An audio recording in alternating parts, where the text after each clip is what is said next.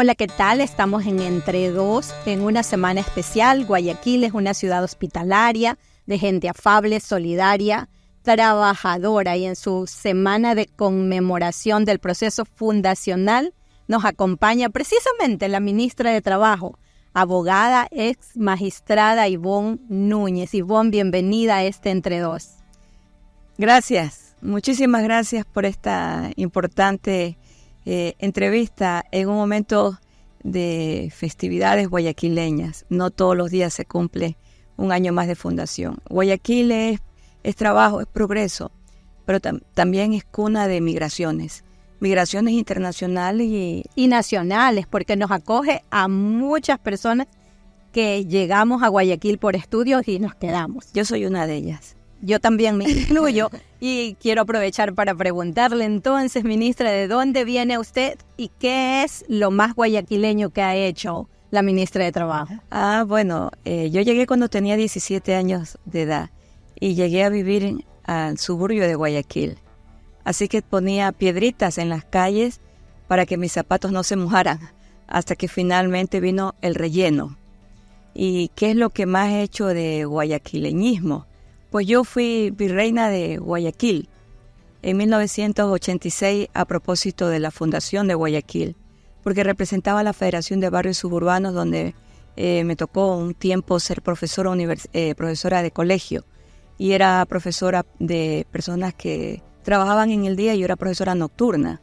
Entonces yo he hecho de todo, me identifico mucho con el guayaquileño, pero no con ese guayaquileño del lenguaje tan típico, ese lo he aprendido, pero me identifico con el guayaquileño eminentemente trabajador que llegó a esta ciudad en busca de nuevos horizontes, de progreso, y en mi caso yo vine a educarme y he aprendido de todo aquí en Guayaquil, y Guayaquil me ha formado mucho. Sus mejores hijos me ayudaron en mi formación universitaria y académica. Y además reina de belleza de la ciudad. Bueno, en el siglo pasado. Oigan, pero qué bueno escuchar también esto, porque yo voy a aprovechar ahí para preguntar algo no tan formal, que siempre se cuestiona a las reinas, que cuál es el aporte que hacen las reinas. ¿Cómo sintió usted ese paso por un reinado en Guayaquil? Yo creo que ganaron más mis respuestas que mi belleza física, porque de verdad que el primer paso estuvo en el primer jurado la ex primera dama, la señora María Eugenia Cordobés de Febres Cordero. Me tocó el desfile, el famoso desfile del suburbio guayaquileño, que es un desfile que en esa época duraba más de 10 horas. Usted es una mujer armas tomar. Presidió la Federación de Tiro con Arco y además la Confederación Americana de Boxeo. ¿Cuánto practica estos deportes? ¿Sigue practicando? Bueno, tiro con arco practiqué bastante tiempo. Después mi hijo siguió practicando. Mi hijo Nino llegó a ser parte de la selección nacional del Ecuador. Fue medallista bolivariano, panamericano, juvenil oro. Y también fue el primer medallista sudamericano de tiro con arco en el año 2006. Yo dejé de practicar respecto al tema del boxeo. La verdad es que me subo a los cuadriláteros, pero no con los guantes, sino con el pensamiento y con mis razonamientos jurídicos. El año pasado, para el día 8 de diciembre, yo debí haber estado en Dubái, porque durante 6 meses construimos varios la candidatura para estar en la directiva mundial del olimpismo en el área del boxeo. ¿Qué pasó? Ya era ministra de Estado, así que me fue imposible ser candidata, y si hubiese eso sucedido, por primera vez una mujer llegaba al olimpismo internacional en el campo de la dirigencia, y en este momento estuviera en París. No estoy en París, pero estoy frente a usted. Y está frente a uno de los ministerios más complicados. El gobierno se propuso plantear el trabajo joven, y cifras más, cifras menos, hay como unos 170,000 en los últimos 6 meses, ¿verdad? Nuevos empleos para jóvenes. Pero usted también habló hace un par de semanas de un proyecto para las personas de más de 30. ¿Cómo va este proyecto?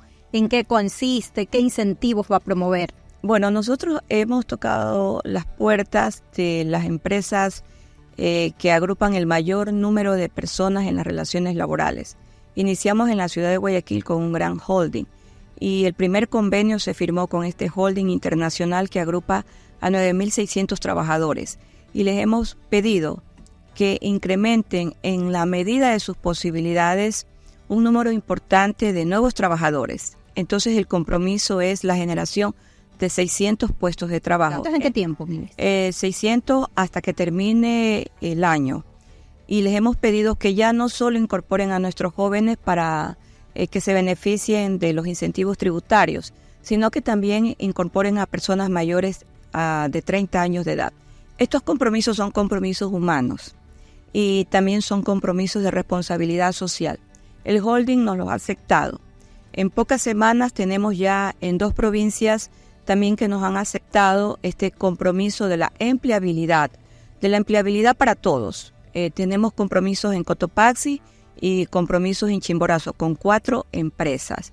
Y en pocos días estaremos también en Cayambe, donde tenemos otro compromiso con una importante empresa a nivel nacional.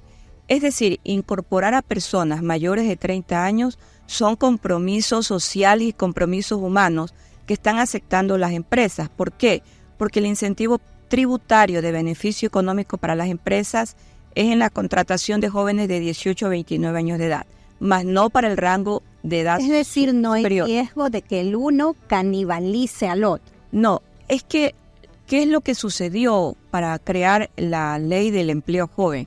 El presidente Daniel Noboa sí identificó que los jóvenes siempre no eran considerados en razón de que les decían que no tenían experiencia. Y él dijo, la única forma de emplear a los jóvenes es que las empresas tengan incentivos tributarios.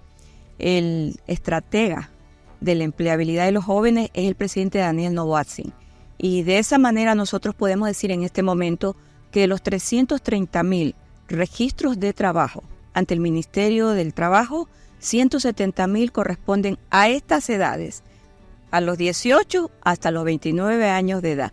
Pero también hay un segmento importante, que es el segmento de las mujeres a través de la Ley de Economía Violeta. Aquí no hay rango de edades, aquí es el género, mujeres, y también tenemos incentivos tributarios. Precisamente le iba a consultar más adelante del tema, pero vamos a adelantarnos un poquito con el tema de la Ley Violeta, que básicamente o parte de la ley también habla de cargos gerenciales y de la desigualdad que suele haber, porque cada vez más mujeres están en cargos de representatividad, tanto a nivel público como privado.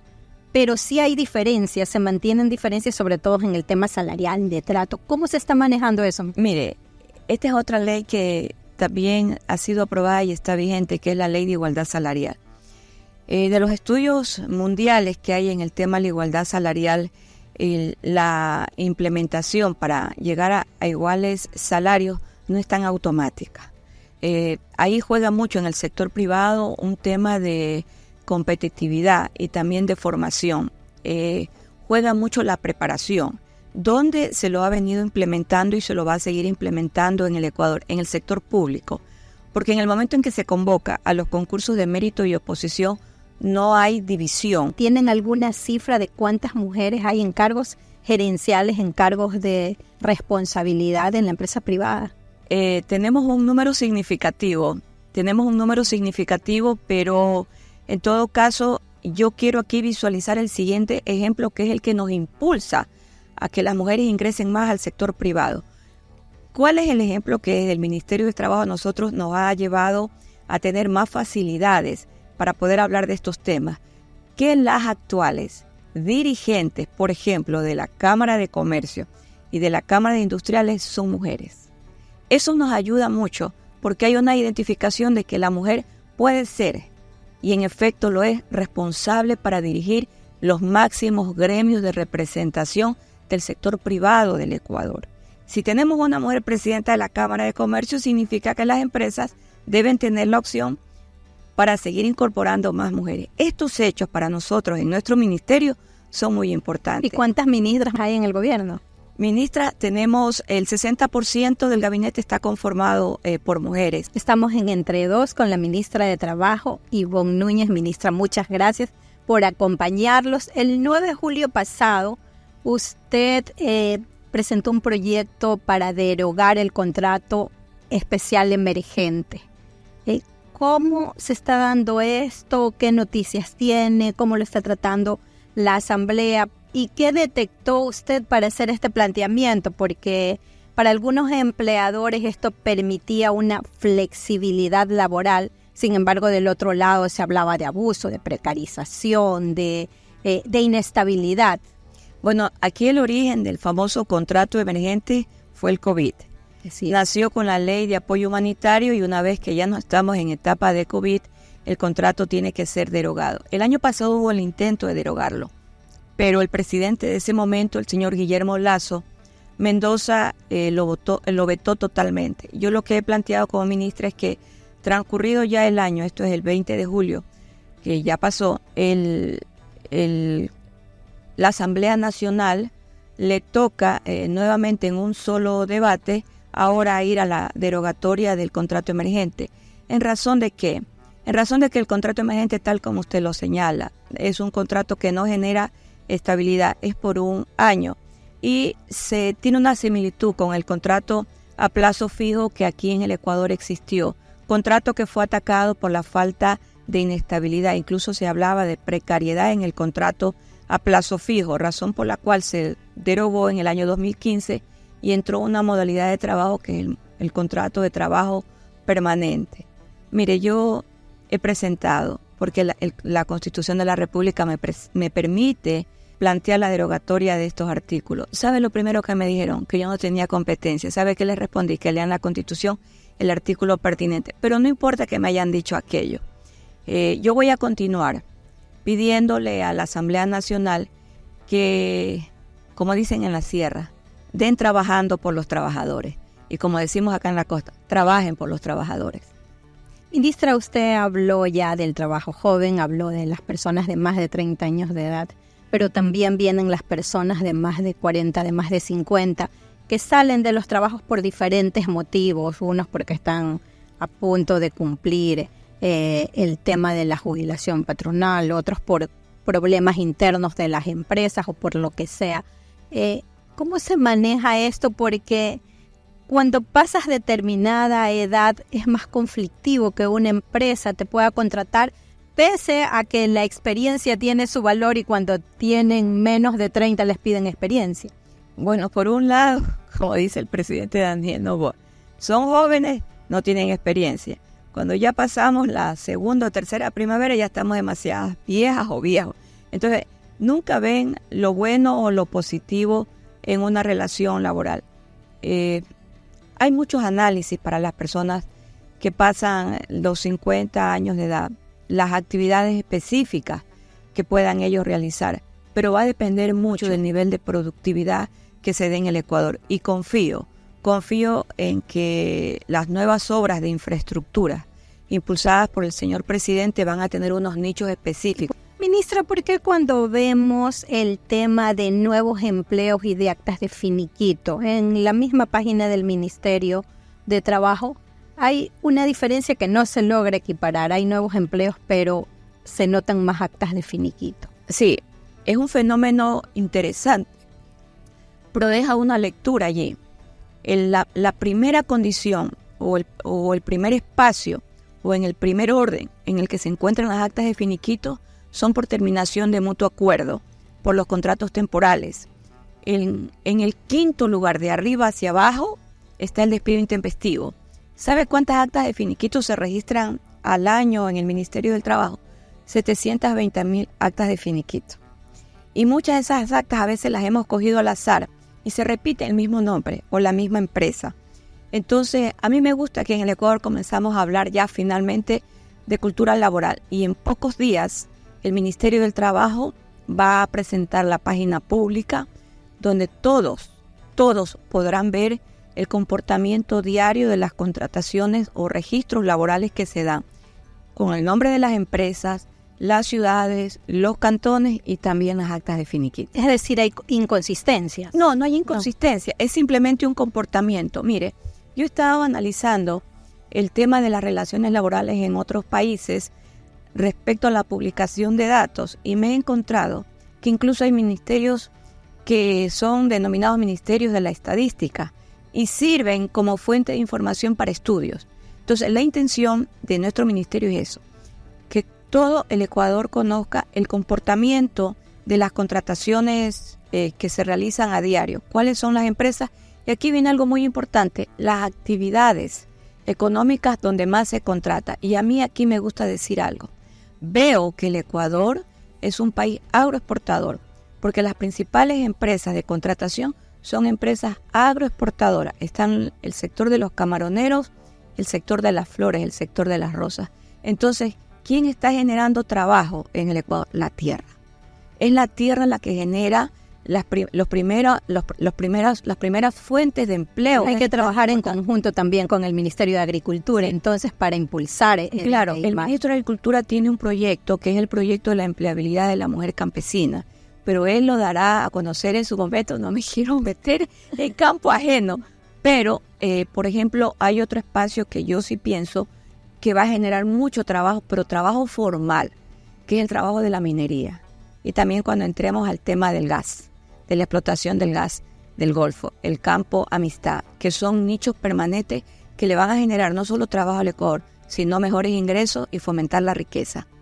Ministra, hay otro tema que tiene que ver con la protección al trabajador. El 16 de mayo se publicó en el registro oficial el proyecto o la ley de erradicación de la violencia y el acoso en todas las modalidades de trabajo. Usted tiene en sus manos el tema del reglamento. ¿Cómo va eso? Hay 6 meses para hacerlo, han corrido 2, pero ojalá hubiesen incorporado ahí el acoso digital de las redes, porque todas las mujeres somos acosadas a diario en las redes sociales, pero a mí me causa mucha risa el tema del acoso digital, porque quienes estamos en la vida pública somos parte de este acontecer digital. ¿Se siente acosada? No, para nada. Me río porque yo aprendí dentro del estudio de la psicología jurídica una teoría que siempre la he aplicado, que es la teoría del endoso. Quien dice algo, lo que endosándole a otra persona, lo que está haciendo es el reflejo de lo que uno es. Entonces yo aprendí a corta edad el manejo psicológico de este tipo de afectaciones. Y me ha gustado durante muchísimos años leer la vida de grandes personajes, desde el pequeño hasta el grande. Y a veces cuando veo que no solo a la ministra de Trabajo le dicen y le inventan cosas, ¿no? Y también las malas palabras, etcétera, me pongo a pensar lo difícil que debe haber sido, por ejemplo, la vida de las libertarias en el Ecuador. Estoy terminando de leer un libro que habla de las mujeres indómitas, escrita por Eliana Poniatowska, y me inspiran sus palabras, cómo va tejiendo la vida de cada una de ellas. Pero cuando entrevista, por ejemplo, a este grupo de mujeres indómitas mexicanas, las respuestas que ella da. Y alguna vez leí que uno en la vida política, cuando es mujer, tiene que tener un poco parecida o similar a la piel del elefante, que todo le ruede. Así que mi piel está tejida igual que la piel del elefante, muy dura, muy calluda.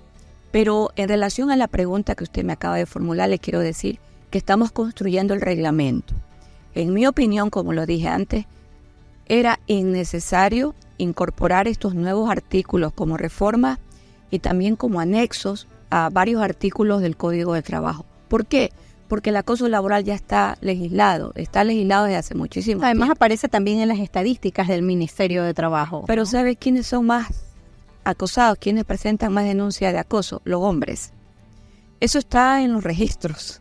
Los hombres tienen un margen mayor de denuncia que las mujeres, no sé por qué lo hacen. De acoso laboral. De acoso laboral, porque el acoso no es solo del jefe hacia el trabajador, cuando digo trabajador hombre o mujer, sino que también es entre sus propios compañeros. Y yo pienso que el acoso, en el caso de los hombres, de algunos casos que yo he revisado, lo he visto, lo he analizado, son entre los compañeros.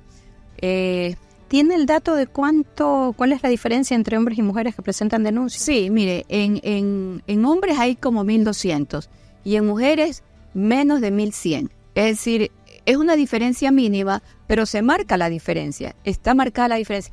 Pero yo voy a algo mayor. Yo voy a lo siguiente, voy a la sanción económica. En la sanción económica por acoso laboral, que ya no se la sustancia en el Ministerio del Trabajo porque ahí es un trámite administrativo.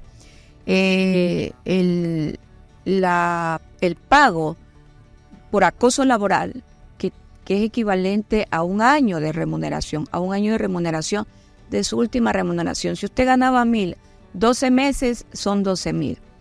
Es mínimo el número de demandas que se presentan en el sistema judicial. Entonces, pienso que la intención de esa reforma fue mucho más populista que realista. Fue mucho más populista. Parte de la campaña que ya vive el Ecuador. Sí, parte de la campaña, porque ya las normas ya estaban en el Código del Trabajo. Y ahí está. Más allá de que dice que la valoración se la va a hacer desde la autoridad laboral, ¿no? Que en este caso es el Ministerio del Trabajo. Y aquí viene un antecedente de extremada importancia. Ya la Corte Constitucional del Ecuador ha definido cuáles son los parámetros y los elementos para hablar de acoso laboral. Y uno de esos elementos es la constante, es decir, que tiene que ser una constante de comportamiento, lo cual no lo dice la reforma, sino que por una llamada telefónica, o sea que porque usted me llama después de las 5 de la tarde, yo voy a ir directamente, rápido, al Ministerio de Trabajo a decir que he recibido una llamada y que esa llamada tiene que ser considerada como acoso. Pero la Corte dice algo más, tienen que haber afectaciones a la salud, afectaciones psicológicas, es decir, es todo un proceso de prueba en la que se determine que en efecto por los acosos que recibía de manera permanente, constante, eran asiduos los temas del acoso laboral, usted tuvo un resultado. Ese resultado es la afectación psicológica, ese resultado es el desprecio, ese resultado es un sinnúmero de elementos que ya la Corte Constitucional lo ha determinado. Y estas normas no lo dicen. Yo les he expresado a todos los inspectores de trabajo, porque nosotros siempre estamos con cursos, estamos invitándolos a ellos a que participen, que hagan concursos y también hagan los cursos de capacitación, que tienen que tener la base que les permita realizar una valoración probatoria integral, que además es obligatoria.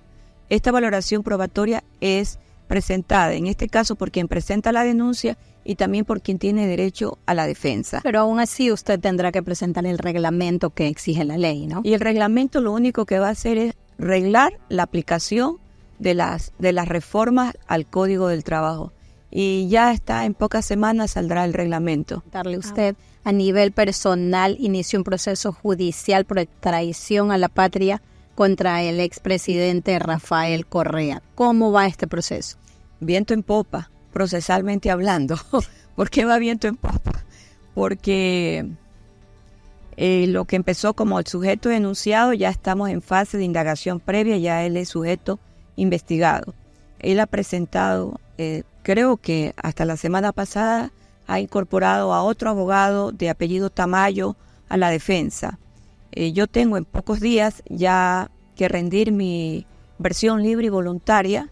Los temas de peritaje se han venido realizando después que yo rinda mi versión libre y voluntaria en el tiempo que considere yo de rendir la versión. Es decir, no tengo un tiempo de 20 minutos, de 30 minutos. Y como ustedes se ha podido dar cuenta, yo hablo bastante. Entonces mi versión libre y voluntaria va a estar bien sustentada, porque tengo que decirle a la Fiscalía las razones por las cuales él ha adecuado su conducta a este artículo que estipula el Código Orgánico Integral Penal como traición a la patria. Y después le tocará rendir a él su versión. Y así seguiremos construyendo este proceso judicial en el tiempo que la ley lo determine. Y el fiscal cerrará la causa cuando lo considere pertinente. Y en ese momento acudiremos ante el juez con el dictamen del señor fiscal. El expresidente también argumenta que esto es parte de la campaña electoral. ¿Es así? Bueno, él está en permanente campaña. Nos acusa y acosa a todos. Pero entre las acusaciones siempre triunfa la verdad. Y ante el acoso le hago el efecto psicológico de proyección. Él endosa a otro lo que es él. ¿Cuánto tiempo puede tomar un proceso de este tipo? Usted tiene experiencia también como magistrado. La indagación previa puede durar más de un año, pero no más de 3 años. Y en ese tiempo, pues, iremos haciendo lo que la ley procesal determine y también lo que la doctrina nos contribuye para poder decir que él es traidor a la patria. Mire, de sujeto denunciado pasó a sujeto investigado. Y yo digo algo, al final del camino, él será un sujeto despreciado. Usted inició este proceso de manera personal, no como ministra, es decir, va a continuarlo aun cuando termine el periodo del presidente Noboa. Es mi obligación. Todo lo que inicia tiene eso, fecha de inicio, pero también tiene una fecha de conclusión. Y créame que no es la primera vez que yo inicio un proceso judicial. Cuando yo fui destituida como juez de la Corte Provincial de Justicia del Guayas, en menos de 3 meses después de mi destitución, yo inicié mi causa, que es una de las causas más honrosas que inicié, porque ni siquiera me dieron el derecho a la defensa. ¿Y sabe quién estuvo atrás de toda mi destitución? Quien hoy pretende ser uno de los candidatos del sujeto investigado, el señor Gustavo Yalt. La Corte Constitucional me dio la razón y me llené de muchas razones cuando con el informe que se hizo en Human Rights Watch en Washington sirvió como base para la cesación de todos esos 5 miembros que integraban en su momento el Consejo Nacional de la Judicatura. Pregúnteme dónde tengo el informe de cesación frente a mis narices. Lo tengo dentro de mi despacho, porque ahí está la razón. La verdad en los casos judiciales al final se tiene que conocer y forman parte de la mejor historia judicial de este país. Ministra, le agradecemos mucho por acompañarnos en este Entre Dos.